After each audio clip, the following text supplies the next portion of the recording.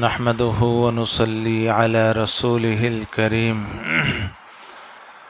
أما بعد فأعوذ بالله من الشيطان الرجيم بسم الله الرحمن الرحيم الحمد لله رب العالمين الرحمن الرحيم مالك يوم الدين إياك نعبد وإياك نستعين اهدنا الصراط المستقيم صراط الذين أنعمت عليهم غير المغضوب عليهم ولا الضالين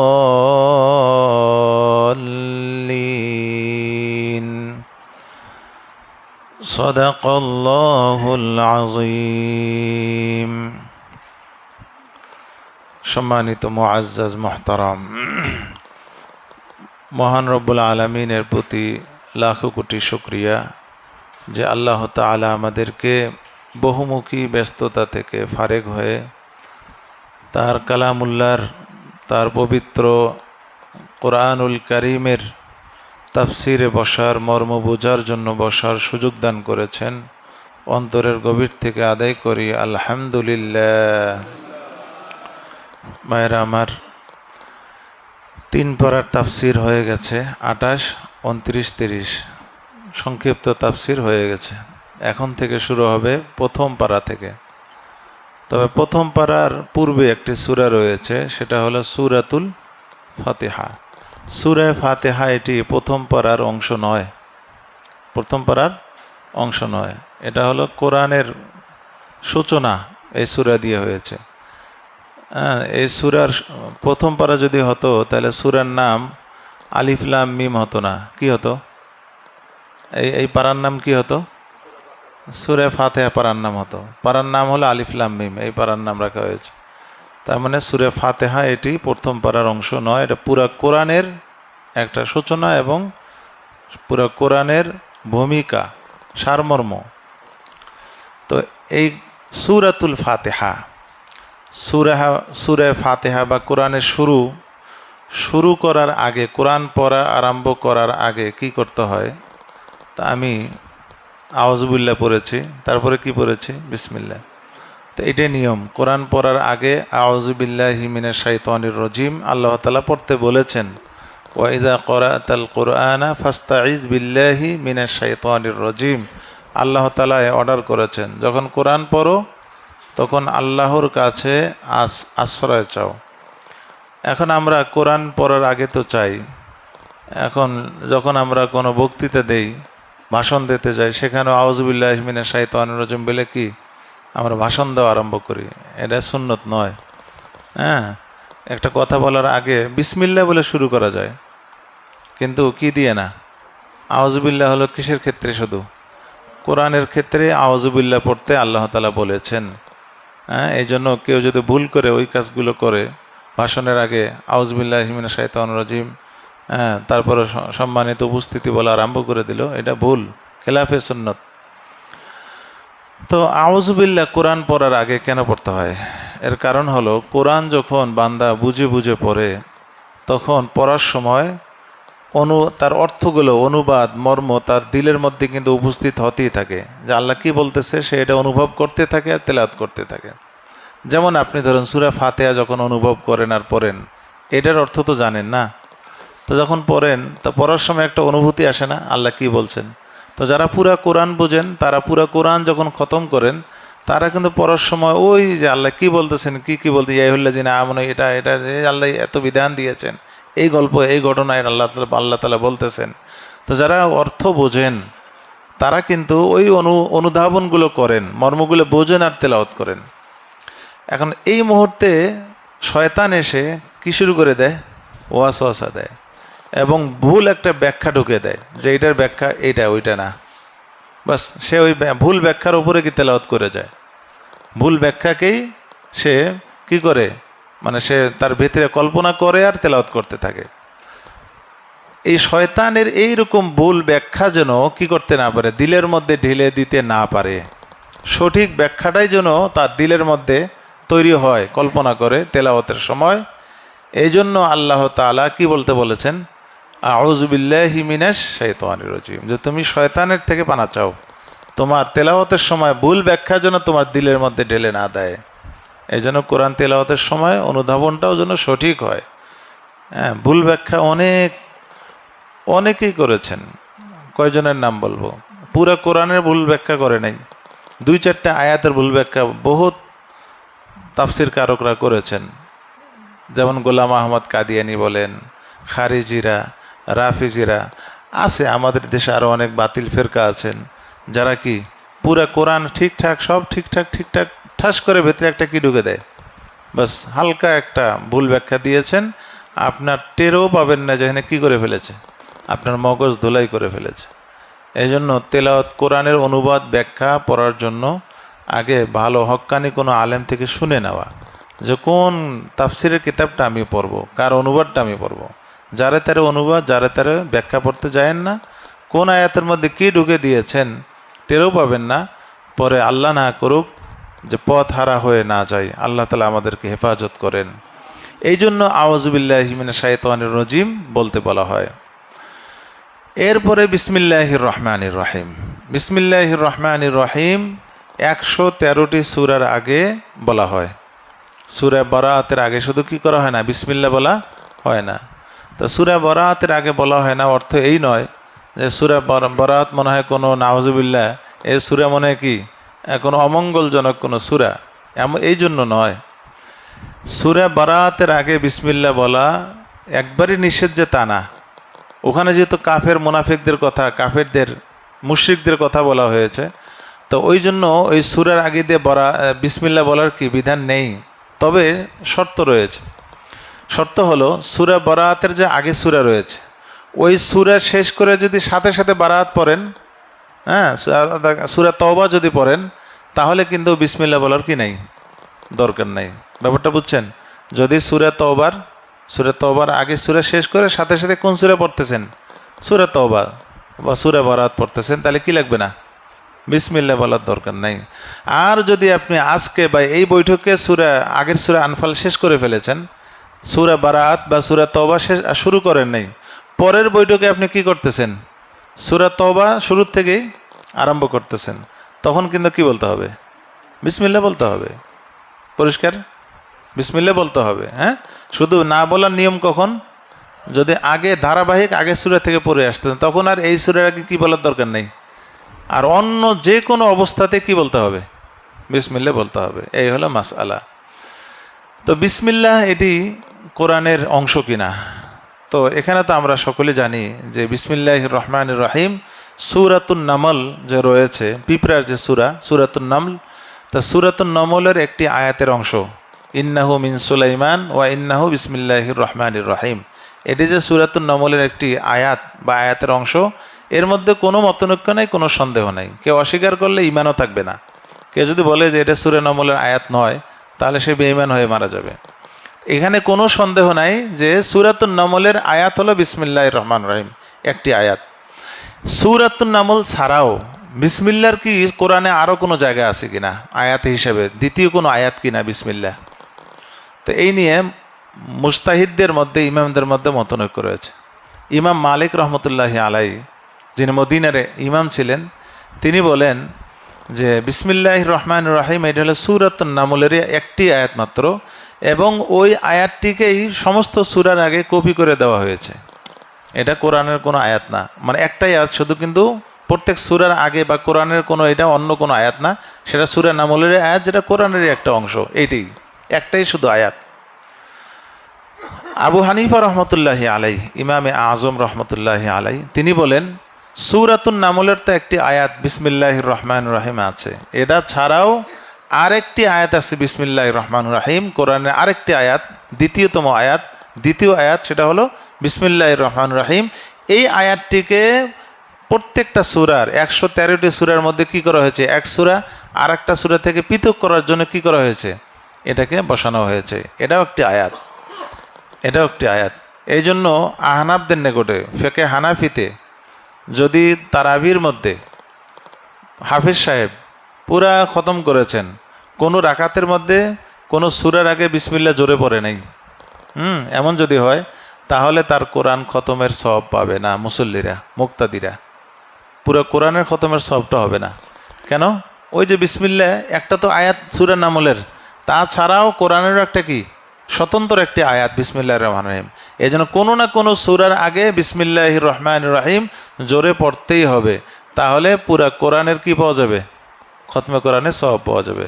পরিষ্কার ব্যাপারটা? এই জন্য আমাদের এখানে কিন্তু কোনো না কোনো সূরার আগে কি বলা হয়, 30 পারার মধ্যে যে কোনো হয়তো সূরা ইখলাস হোক, যে কোনো সূরার আগে বিসমিল্লাহির রহমানির রহিম জোরে একটু পড়া হয়। আচ্ছা, এরপরে আসুন ইমাম শাফি রহমতুল্লাহি আলাই। ইমাম শাফি রহমতুল্লাহি আলাইয়ের মত হলো, তিনি বলেন যে বিসমিল্লাহির রহমানির রহিম সূরা নামলের তো আয়াত, এটা ঠিক আছে, এছাড়াও 113টি সূরার আগে যে বিসমিল্লাহির রহমানির রহিম আছে, এটা হলো কোরআনের 113টি আয়াত, স্বতন্ত্র আয়াত। তার মানে তিনি বলতে চাচ্ছেন বিসমিল্লাহির রহমানির রহিম সূরা ফাতিহারও একটি আয়াত, সূরা বাকারার একটি আয়াত, সূরা আল ইমরানের আয়াত, প্রত্যেকটা সূরার আয়াত হলো কি বিসমিল্লাহির রহমানির রহিম। এই বিসমিল্লাহ দিয়ে কি আয়াত, তারা ওই সূরাটা শুরু হয়ে যায়। এটা ইমাম শাফি রহমতুল্লাহি আলাইহির মাযহাব।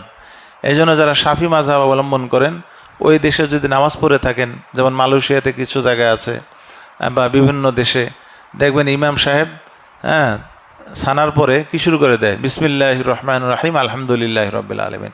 বিসমিল্লাহ জোরে পড়ে, বিসমিল্লাহ কি পরে আরম্ভ করে, জোরে পড়ে।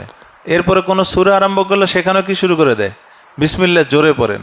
কেননা বিসমিল্লাহ যেহেতু সূরা, যেহেতু জোরে পড়তে হচ্ছে, জাহরি নামাজ, জোরে তেলাওয়াতের নামাজ, তাহলে বিসমিল্লাহ সহ তারা কি বলেন, জোরে বলেন। আর আহমদ ইবনে হাম্বল রহমতুল্লাহি আলাইহি, যিনি হলেন সৌদি আরবের ইমাম, বর্তমান সৌদি সরকার, সৌদি আরব যাকে ফলো করে, আহমদ ইবনে হাম্বল, হাম্বলি মাযহাব, তার মত হলো উনি 3 ইমামের সঙ্গে আছেন, ওনার 3 রকম মতে আছে। উনি ইমাম মালিক রহমতুল্লাহ মতের ওপর কখনো মতামত পেশ করেছেন, কখনো আবু হানিফার মতের ওপর পেশ করেছেন, কখনো শাফির ওপরও কি করেছেন, তার মতামত পেশ করেছেন। এই হলো বিসমিল্লাহ সংক্রান্ত আপনাদেরকে একটু ধারণা দিলাম যে বিসমিল্লাহর শরীয়তে বা কোরআনে তার ভূমিকা কি। এরপরে আসুন, আল্লাহ তাআলা সূরাতুল ফাতিহা এই নাম করেছেন এই সূরার অনেক নাম।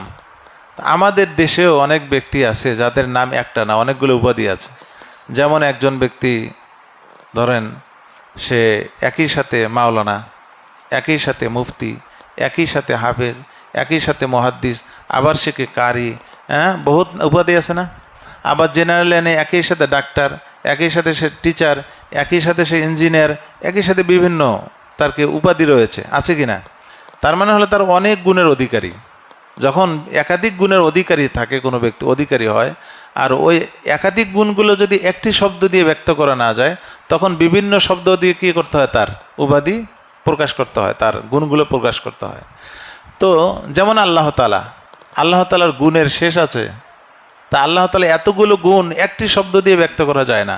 এই জন্য আল্লাহ তাআলার নাম কতগুলো আমরা জানি, 99টা হাদিসে আসে, কিন্তু আরও বেশি, শেষ নাই। আল্লাহর নামের কি নাই, শেষ নেই। আমরা যেহেতু কি সীমিত, এই জন্য আমাদেরকে সীমিত শেখানো হয়েছে। 99টা মুখস্থ করলে এই ফজিলত, কিন্তু নাম আরও আল্লাহ তাআলা রয়েছে। এই জন্য আল্লাহর অসংখ্য নাম রয়েছে, যেহেতু তার অনেক গুণ। নবীজির নাম অনেকগুলো না, অনেক নাম কিনা, শুধু তো মোহাম্মদ না, কেন অনেকগুলো গুণ নবীর ভিতরে। এই জন্য নবীর নাম রউফ, রহিম, নবী সাল্লাল্লাহু আলাইহি ওয়াসাল্লামের নাম রহিম, মোহাম্মদ, আহমদ, অনেক নাম। তো তেমনিভাবে সূরা ফাতিহাও একটি বহু গুণ বিশিষ্ট একটি সূরা। এই জন্য সূরা ফাতিহার নামও অনেকগুলো। কোনো কোনো বর্ণনায় আসছে 21টি, কোনোটাতে আসছে 30টি, বিভিন্ন মত, বিভিন্নভাবে বিভিন্ন রওয়ায়াতে আসছে। তার মধ্যে উল্লেখযোগ্য কয়েকটি আমি বলি। এই সূরাতুল ফাতিহার একটি নাম হলো সূরাতুস সলাত। সূরাতুস সলাত, সলাত মানে কি, নামাজ। তা নামাজের সূরা। তা সূরাতুস সলাত কেন বলা হয়? কেন এই সূরা কোথায় পড়া হয়? নামাজে পড়া হয়। নামাজ, এই সূরা না পড়লে নামাজ হবে?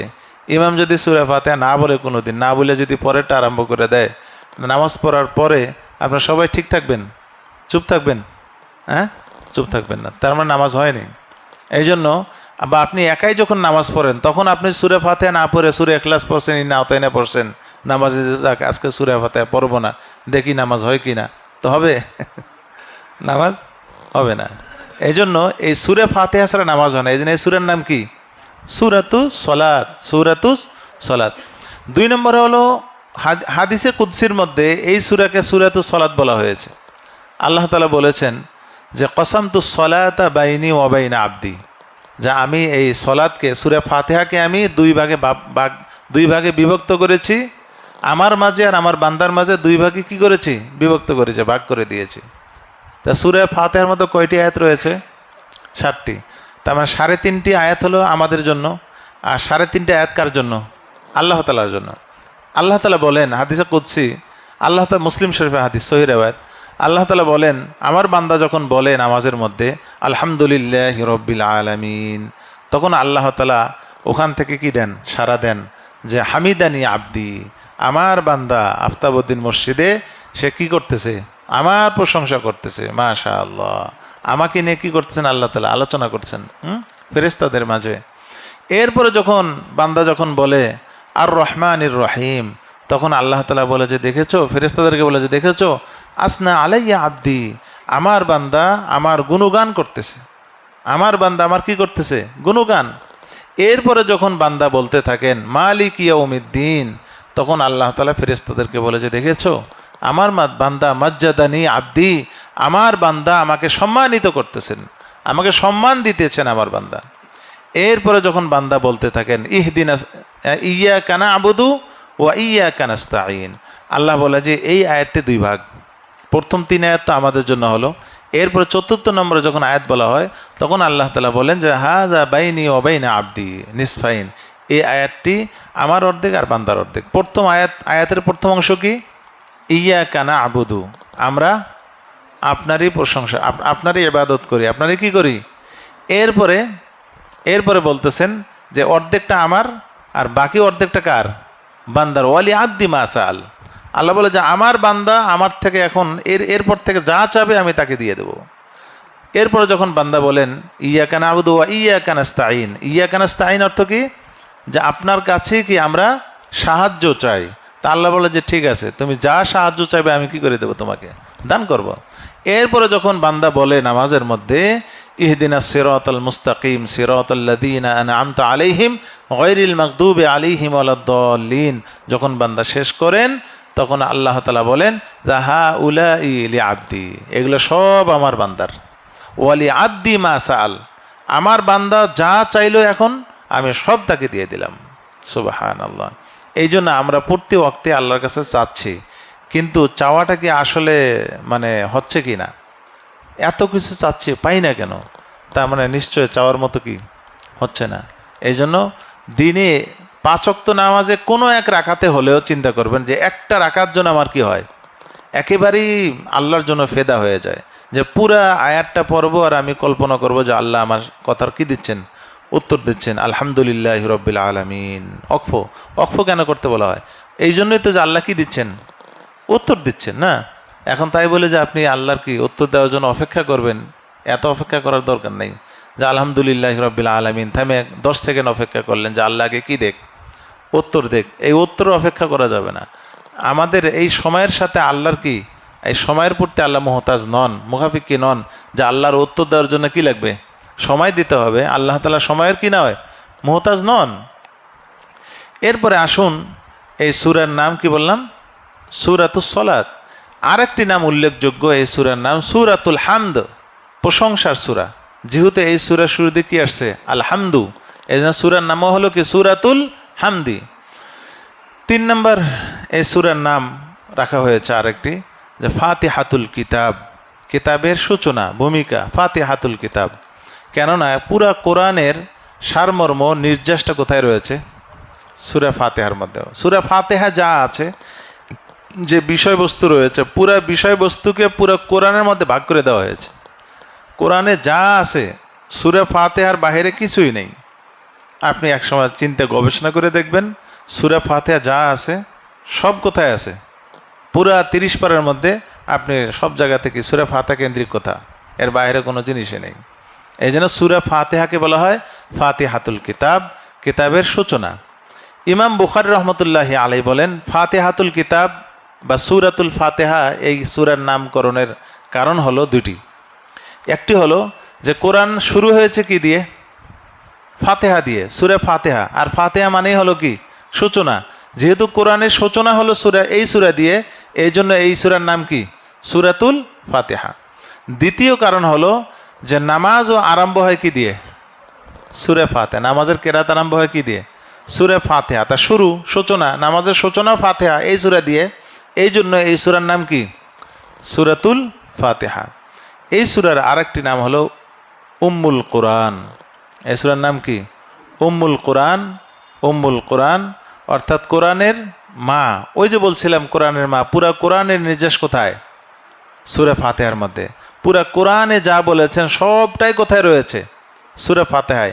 এই জন্য এই সূরার নাম কি? সূরাতুল উম্মুল কোরআন বা উম্মুল কিতাব। এরপরে আসেন, এই সূরার আর একটি নাম হলো সূরাতুশ শিফা। সূরাতুশ শিফা। এই সূরা দিয়ে চিকিৎসা করা যায়। হ্যাঁ, এই সূরা যদি আপনি মনে প্রাণে বিশ্বাস করে ইয়াকিনের সাথে কোনো অসুস্থ রোগীকে আপনি যদি কি করেন, সূরা ফাতিহা পড়ে ফু দেন, সুস্থ হয়ে যাবে ইনশাআল্লাহ। যদি তার মরণ ব্যাধি না হয় তাহলে সুস্থ অবশ্যই হবে। এটা হলে ইয়াকিনের প্রয়োজন। আমরা যে আপনাদের ঝাড়ফুঁক দেই, কোনো পুঁজি নেই কি ছাড়া? সূরা ফাতিহা ছাড়া কোনো পুঁজি নেই। আরও কিছু দোয়া নবীজি বলেছেন, এইগুলো ছাড়া কোনো পুজো নেই। ওই মন্ত্রতন্ত্র এগুলো আমরা জানিও না, আর এগুলো জায়জও নেই। এগুলো কি নেই? জায়জও নেই। এই জন্য এই সূরা ফাতিহা হলো সবচেয়ে বড় মন্ত্র, সবচেয়ে বড় এবং কি কার্যকরী ওষুধ হলো কি? সূরাতুল ফাতিহা। এক সাহাবী আবু সাঈদ খুদরি রাদিয়াল্লাহু তাআলা আনহু, তিনি মদিনায় এক এলাকায়, অনেক দূরে এক এলাকায় গেছেন। সেখানে রাত বিকাল হয়ে গেছে, রাত্রি যাপন করবেন। তো এলাকাবাসীদেরকে বললেন যে ভাই, আমাদের রাত্রি যাপন করতে হবে, আপনারা দয়া করে একটা আমাদেরকে আশ্রয় দেন। তখন লোকেরা অমুসলিম ছিল সবাই, বলে যে না, আমরা তোমাদের জায়গা দেবো না। কি না কি ঘটাও তোমরা চিনি না। তো খাবারও দেয় নাই, আশ্রয়ও দেয় নাই। তখন তিনি তার সঙ্গী যারা ছিলেন তাদেরকে নিয়ে বাহিরে একটা খোলা জায়গার মধ্যে তাঁবু গেড়ে সেখানে অবস্থান করলেন, রাত্রি যাপন করলেন। সকাল যখন হলো, সকালবেলায় সেই যে বসতিতে আশ্রয় পায়নি, ওই বসতির যে লিডার ছিল অমুসলিম, তাকে সাপ দংশন করেছিল। সকালবেলায় তারা বের হয়ে খুঁজতে লাগলো যে ওই মুসাফিরেরা কই, তাদের মধ্যে কোনো ওষুধ আছে নাকি দেখি, চিকিৎসার কোনো ব্যবস্থা আছে কিনা। তারা যেহেতু এবং ঘুরে বাইরে ঘোরে, তারাও তো সাপের কি মুখোমুখি হতে পারে, তাদের কাছে হয়তো কি থাকতে পারে, চিকিৎসা বা কোনো ব্যবস্থাপত্র থাকতে পারে। তো তারা এসে আবু সাঈদ খুদরি রাদিয়াল্লাহু তাআলা আনহুকে বলেছেন যে আপনাদের কাছে কি সাপের ওষুধ আছে? যে কেন? বলে আমাদের লিডারকে সাপ দংশন করেছে, বেদা তার চিকিৎসা করতে হবে। তখন আবু সাঈদ খুদরি রাদিয়াল্লাহু তাআলা আনহু বললেন যে আছে, কিন্তু বিনা পয়সা হবে না, এই চিকিৎসা কি দিয়ে হবে না, কারণ তোমরা আমাদের আতিথেয়তা করো নাই, মেহমানদারি তো করোই নাই, বরং আমাদেরকে থাকতেই দাও নাই, বিদায় আমরাও তোমাদের কোনো উপকার করব না কি ছাড়া? অর্থ ছাড়া। তখন তারা বললেন যে ঠিক আছে, আপনাকে আমরা বকরির একটা পাল দেব, বকরির বিশাল বড় পাল আপনাদেরকে দেবো, এর বিনিময়ে কি করেন, তাও চিকিৎসা করেন। তখন আবু সাঈদ খুদরি রাদিয়াল্লাহু তাআলা আনহু এক সাহাবীকে পাঠালেন যে তুমি যাও, গিয়ে কি চিকিৎসা করে আসো। ওই সাহাবী গেলেন, গিয়ে কি করলেন, তিনি সূরাতুল ফাতিহা তেলাওয়াত করলেন। পাঠ করার পরে মুখের থুথু দিলেন, ওই যেখানে দংশন করেছে, থুথু দিয়ে হাত দিয়ে মালিশ করতে লাগলেন। যতক্ষণ রোগী হুঁশ ফেরে নাই এবং সুস্থ হয় নাই, সূরা ফাতিহা পড়ছেন আর কি থুথু দিয়েছেন, মালিশ করেছেন, বাস সুস্থ হয়ে গেছে। হ্যাঁ, সুস্থ হয়ে গেছে আলহামদুলিল্লাহ। সুস্থ হওয়ার পরে তখন বকরির পাল নিয়ে কি হযরত আবু সাঈদ খুদরির কাছে উপস্থিত। হযরত আবু সাঈদ খুদরি রাদিয়াল্লাহু তাআলা আনহু বলেন যে এই যে আমরা ঝাড়ফুঁক করলা, এর বিনিময়ে কি জায়েজ আছে কিনা, এটাকে নবীজির থেকে শুনে নেব, তারপরে এটা আমরা কি হাত দেবো, তা না হলে এটা কি করা যাবে না, আমাদের জন্য ব্যবহার করা যাবে না। বুখারী হাদিস। নবীজি সাল্লাল্লাহু আলাইহি ওয়াসাল্লামের কাছে আসলে নবীজি সাল্লাল্লাহু আলাইহি ওয়াসাল্লাম বললেন যে তোমরা কেমনে বুঝলা যে সূরা ফাতিহা শেফা?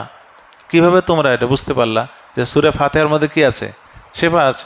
তো যাই হোক, তো বকরি যে আছে, বকরির একটা ভাগ আমাকেও দিও। কে বলতেছেন? নবী সমাজে বকরির একটা ভাগ কি পারিশ্রমিক যেটা পাইছো, আমাকে একটা অংশ দিও। এখান থেকে কয়েকটা মাসালা বের হয়। একটা হলো ঝাড়ফুঁক দিয়ে কি করা, হ্যাঁ, আপনার বিনিময় নেওয়া, এটা জায়েজ যদি শরীয়তসম্মত ঝাড়ফুঁক হয়। আর 2 নম্বর হলো অমুসলিমের চিকিৎসা করা কি আছে। এখন কোনো মুসলিম ডাক্তার যদি দরবেশ হয় আর বলে আমি কোনো অমুসলিমের কি করব না, এরা নাফরমান, হ্যাঁ, আল্লাহর কি নাফরমান বান্দা, এরা মুশরিক, আল্লাহর সাথে শিরিক করে, এদের আমি চিকিৎসা করব না, বাইরে লাগাই দিছে, অমুসলিমের চিকিৎসা এখানে কি নিষেধ, এটা ঠিক নয়, শরীয়তে এটা কি নিষেধ। সমস্ত মাখলুক আল্লাহর কি সৃষ্টি, মুসলিম হোক অমুসলিম হোক তারা আল্লাহর বান্দা না? বিধায় চিকিৎসার ক্ষেত্রে সবাই সমান, চিকিৎসার ক্ষেত্রে সকলেই সমান। যদি অমুসলিমদের চিকিৎসা করা জায়েজ না হতো তাহলে সাহাবীরা কি করতেন না? চিকিৎসা করতেন না। আরও ব্যাপক মাসলা এখান থেকে বের হয়, আমি এত দূর যাব না। এবার আসুন সূরাতু শিফা, এই সূরার নাম কি? সূরাতু শিফা। এরপরে আসুন সূরা ফাতিহার হাদিসে বর্ণিত যে ফজিলতগুলো রয়েছে, তো আগামীতে ইনশাআল্লাহ সূরা ফাতিহার কয়েকটি ফজিলত বলে সূরা ফাতিহার অনুবাদ হালকা কিছু তাফসির করে সামনে আগাবো, কেন সূরা ফাতিহা সম্পর্কে আপনাদের ব্যাপক ধারণা রয়েছে। এরপরে আসুন সংক্ষিপ্ত কোনো প্রশ্ন থাকলে বলুন। আগামী সপ্তাহে কিন্তু আমাকে পাবেন না, এই জন্য বলছি, কারো মাসলা জানা থাকলে এখনই বলুন। আমি কালকে ইনশাআল্লাহ ছুটিতে যাব, আগামী শনিবার আমাকে পাবেন না, পরের শনিবার ইনশাআল্লাহ আমি থাকব। তো কারো কোনো প্রয়োজনীয় মাসআলা জানার থাকলে বলতে পারেন। জি, দুরূদ শরীফ পড়ি। আল্লাহুম্মা সাল্লি ওয়া সাল্লিম ওয়া বারিক আলা মুহাম্মদ ওয়া আলা আলিহি ওয়া আসহাবিহি আজমাইন। আস্তাগফিরুল্লাহ আল্লাযী লা ইলাহা ইল্লা হুয়াল হাইয়ুল কাইয়্যুম ওয়া আতুবু ইলাইহি লা হাওলা ওয়া লা কুওয়াতা ইল্লা বিল্লাহিল আলিয়্যিল আযীম। আলহামদুলিল্লাহি রাব্বিল আলামিন ওয়াসসালাতু ওয়াসসালামু আলা আশরাফিল আমবিয়াই ওয়াল মুরসালিন ওয়া আলা আলিহি ওয়া আসহাবিহি আজমাইন। ربنا ظلمنا أنفسنا وإن لم تغفر لنا وترحمنا لنكونن من الخاسرين. ربنا اصرف عنا عذاب جهنم، ربنا اصرف عنا عذاب جهنم إن عذابها كان غراما إنها ساءت مستقرا ومقاما. رب ارحمهما كما ربياني صغيرا، رب ارحمهما كما ربياني صغيرا. يا الله يا رحمن يا رحيم يا أرحم الراحمين.